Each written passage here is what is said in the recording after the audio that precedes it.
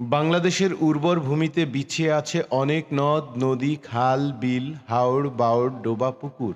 আমাদের জীবন জীবিকার উৎস হিসেবে নদ নদীগুলোর উদারতা অপরিসীম।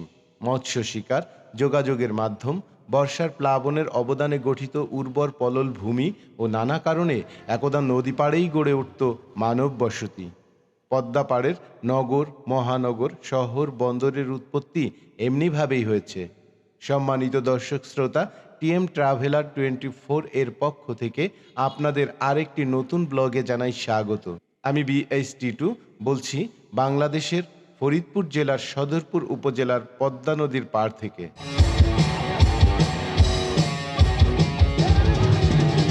ফরিদপুরের সদরপুর উপজেলাবাসীর জীবনের মোহনায় পদ্মা নদী মিশে আছে আত্মীয়তার বন্ধনে। পদ্মার উৎপত্তি ধরণীর সর্ববৃহৎ পর্বতমালা হিমালয়ের গঙ্গোত্রী হিমবাহ থেকে। ভারতের হিমাচল প্রদেশে গোমুখ বিন্দুর কাছে 12,028 ফুট উপরে অবস্থিত হিমালয়ের গঙ্গোত্রী হিমবাহ থেকে ভাগীরথী ও অলকানন্দা দুটি ধারায় বেয়ে আসে। ভাগীরথী ও অলকানন্দার মিলিত স্রোত গঙ্গা নামে দক্ষিণ দিকে প্রবাহিত হবার পর হরিদ্বারের নিকট সমতল ভূমিতে পড়েছে। তারপর ভারতের উত্তরপ্রদেশ, বিহার ও পশ্চিমবঙ্গের বুক বেয়ে আসার পর মুর্শিদাবাদের কাছে পদ্মা ও ভাগীরথী নামে দুটি শাখায় বিভক্ত হয় এবং ভাগীরথী নামেই ভারতের ভিতর দিয়ে বঙ্গোপসাগরের অথই নোনা জলে মিশেছে।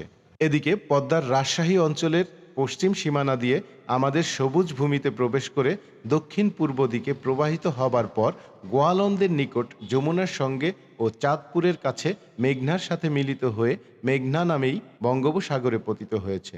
উৎসমুখ থেকে হিমালয়ের প্রবাহ সীমায় যে উপনদী উৎপন্ন হয়েছে তাদের মধ্যে যমুনা, কালী, বর্ণালী, ঘরমোরা, গক ও কুশিই প্রধান।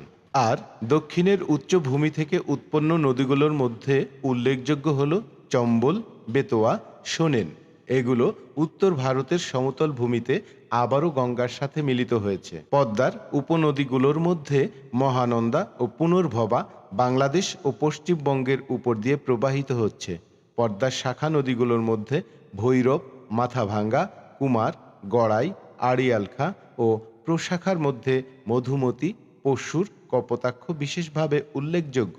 ফরিদপুরের ইতিহাস ও ঐতিহ্যের দ্বার উন্মুক্ত করলে পদ্মার অবদানের স্পষ্ট ছবি ফুটে ওঠে। প্রাচীনকালে পদ্মা পাড়ের পালল ভূমিতে চাষাবাদ আর যোগাযোগের সুবিধার্থেই হয়তো ফরিদপুরের সদরপুর উপজেলার ভৌগোলিক অবস্থানে জনপদের সৃষ্টি হয়েছিল। সদরপুরের পুণ্যভূমিতে পদ্মার কোলে শায়িত চন্দ্রপাড়া পাক দরবার শরীফের প্রতিষ্ঠাতা পীর হজরত মাওলানা শাহ সুফি সৈয়দ আবুল ফজল সুলতান আহমেদ শাহ চন্দ্রপুরী রহমাতুল্লাহ আলাই এবং বিশ্ব জাকির মঞ্জিল পাক দরবার শরীফের প্রতিষ্ঠাতা বিশ্ব অলি খাজা বাবা ফরিদপুরী কুদ্দুসের রুল আজিজ। মূল পদ্মা ও তার শাখা উপশাখা দিয়ে ফরিদপুরের যোগাযোগ ছিল পাবনা, কুষ্টিয়া, ঢাকা, যশোর, খুলনা, বরিশাল সহ দেশের বিভিন্ন অঞ্চলে। সুদূর ইউরোপ থেকে ওলন্দাজরা এ পদ্মার গায়ে ভর দিয়ে এ অঞ্চলে এসে রেশম ব্যবসা শুরু করেছিল। দেশ বিদেশের ছোট বড় জাহাজ, নৌকা নোঙর করে বিভিন্ন মালামাল খালাস ও ভর্তি হতো পদ্মা নদীর তীরে। বর্তমান পিয়াজখালী, চন্দ্রপাড়া ছিল লঞ্চ ও স্টিমার ঘাঁটি। সেকালে যোগাযোগের প্রধান মাধ্যম ছিল পানিপথ। দেশ স্বাধীনের পরও এখানকার সকল প্রকার পণ্য ঢাকা সহ দেশের বিভিন্ন অঞ্চলে নিয়ে যেত পদ্মার বুক দিয়েই। বড় বড় ছই তোলা নৌকা স্রোতের অনুকূলে পাল খাটিয়ে মাঝি মাল্লারা ঢেউয়ের তালে তালে ভাটিয়ালি গান গেয়ে নৌকা বাইত। বাণিজ্য ছাড়াও অন্যভাবে আর্থিক সাহায্য করত পদ্মা। পদ্মায় একসময় পাঙাশ, বাগাড়, বোয়াল, ইলিশ সহ প্রভৃতি মাছ পাওয়া যেত। নদীতে ঘোলাজল পড়লেই পদ্মায় ইলিশ ধরার ধুম পড়ে যেত। জেলেরা সাধারণত ডিঙ্গি নৌকাকে বাহন করে বেড়াজাল দিয়ে নদীতে মাছ ধরত। আর ইলিশ ধরার জন্য ব্যবহৃত হতো নদীর ধারে জোরালো স্রোতের জায়গায় লম্বা বাঁশের ধাপা খোপার মতো জাল। এটা বাঁশ জাল নামেই পরিচিত। মাছ ধরাকে কেন্দ্র করেই সদরপুরের পদ্মার পাড় ঘেঁষে গড়ে উঠেছে মৎস্যজীবীদের বসত বাড়ি। পূর্বে এই উপজেলায় পদ্মা নদীর পার্শ্ববর্তী এলাকায় প্রচুর জেলে সম্প্রদায়ের লোক থাকলেও এখন অনেক কমে গেছে। এর কারণ পদ্মায় এখন তেমন মাছ ধরা পড়ে না। পদ্মায় পূর্বের মতো মৎস্য সম্পদ আহরণ না হলেও এখানকার জেলেরা নদীর ছোট বড় বিভিন্ন প্রকার মাছ ধরে সদরপুর, ফরিদপুর সহ ঢাকার বিভিন্ন এলাকায় টাটকা মাছ যোগান দিয়ে জীবিকা নির্বাহ করে। কৃষিকর্মেও পদ্মার উভয় পাড়ের অবদান অতুলনীয়। পদ্মার চরে অনেক কৃষি জমি আছে। প্রতি বছর ধান, কলাই, বুট, মুসুরি প্রভৃতি ফসল ফলিয়ে সেখান থেকে তারা রুজি সংগ্রহ করে। সেসব ফসল কাটা, মাড়া ও ওপার থেকে এপারে নিয়ে আসার জন্য নৌকা ব্যবহার করে অনেক মুটে মজুর তাদের জীবিকা নির্বাহ করে। এছাড়াও পদ্মার বড় অবদান হলো খরা মৌসুমে নদী পার্শ্ববর্তী ও বরেন্দ্র অঞ্চলে ফসলি জমি শুকিয়ে গেলে আবাদের ব্যবস্থায় এর পানির ব্যবহার। পদ্মার পানি সম্পদকে উপযুক্ত ব্যবহারের জন্য পাক আমলে পানি উন্নয়ন বোর্ড পদ্মার সাথে অনেক খাল খনন করে আবাদি জমির সঙ্গে সেচ ও নিষ্কাশনের ব্যবস্থা করেছিল। তাছাড়া পদ্মার শাখা উপশাখা দ্বারা বর্ষার সময় পদ্মার ঘোলাজল প্রবেশ করে দেশব্যাপী ছড়িয়ে পড়ে এবং ফসলি জমিগুলোকে পালল দ্বারা উর্বর ও সিক্ত করে। তবে পদ্মার পূর্বের মতো সেই নাব্যতা এখন আর নেই।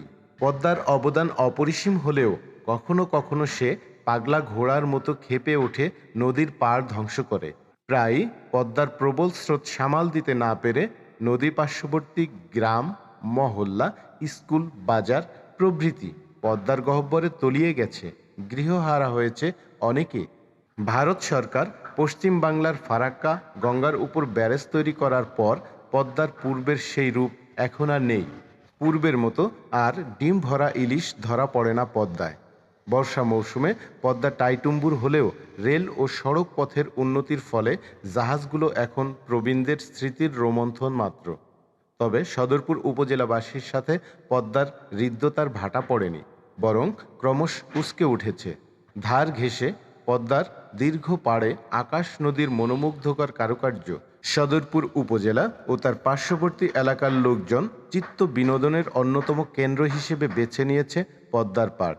নীল আসমানের নিচে ও ওপারে সবুজ কাশবন, কখনো শান্ত পদ্মার নির্মল বাতাস, কখনো ভাঙা ভাঙা ঢেউয়ের নাচন। প্রতিদিন সান্ধ্য প্রদীপ নেভার মতোই পশ্চিম আকাশে রক্তিম সূর্য ডোবা দেখার নেশায় হাজারো মানুষ ছুটে আসে পদ্মার মনোমুগ্ধকর প্রাকৃতিক সৌন্দর্য উপভোগ করতে। শুধু সদরপুর উপজেলাবাসীই নয়, পার্শ্ববর্তী এলাকার বহু লোকজন পদ্মা তীরের বাঁধ ও সারা তীরের পদার্পণ করে পদ্মাকে ধন্য করে তোলে। দিন বদলের পালায় সেকালের পদ্মা আর আজকের পদ্মার সাথে মানুষের জীবনকর্মের তফাৎ হলেও সম্পর্কের বিভেদ ঘটেনি। পদ্মা ছাড়াও প্রত্যেকটি নদী আমাদের দেশের সম্পদ। এই নদী রক্ষায় আমাদের সকলের সহযোগী ভূমিকা রাখা দরকার। নদীতে পানির প্রবাহ ঠিক রাখা এবং দখল রোধের দায়িত্ব দেয়া আছে পানি সম্পদ মন্ত্রণালয়ের আওতাধীন পানি উন্নয়ন বোর্ডকে।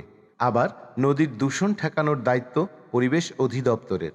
এভাবে নদী রক্ষার সঙ্গে জড়িত আছে ২৭টি মন্ত্রণালয় ও বিভাগ।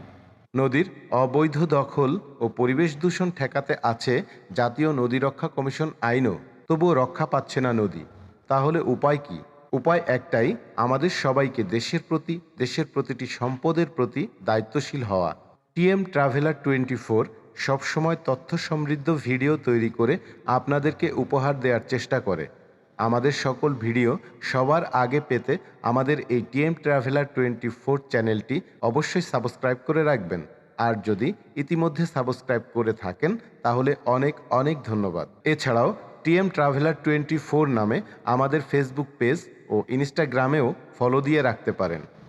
আজকে তাহলে এই পর্যন্তই। পরবর্তীতে দেখা হবে নতুন কোনো ভিডিওতে।